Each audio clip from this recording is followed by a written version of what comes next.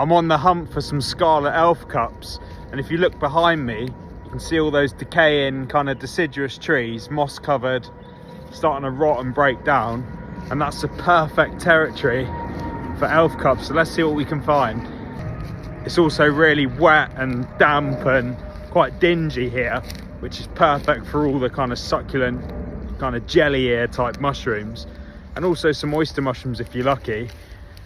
But it's not a great place in the autumn. It's almost too wet. So far so good on the Elf Cups. Look, you can just see them starting to appear, and I've probably picked about 50 Scarlet Elf Cups this time last year, but I reckon I'm going to do a few more this year. Look at that. Beautiful colours. And they just go on and on and on.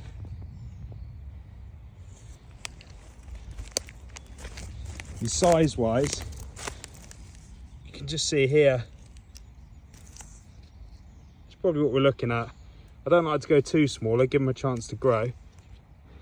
But look, you can imagine a little pixie drinking out of that, or an elf, hence the name.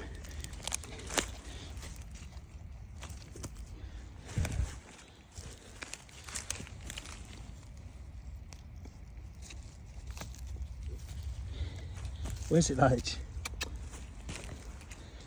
But it's a good start, and there's plenty more to come. But to be honest, I'm going to give it a couple of weeks and let these really swell up and grow a bit more, and I'll come back and pick a substantial amount.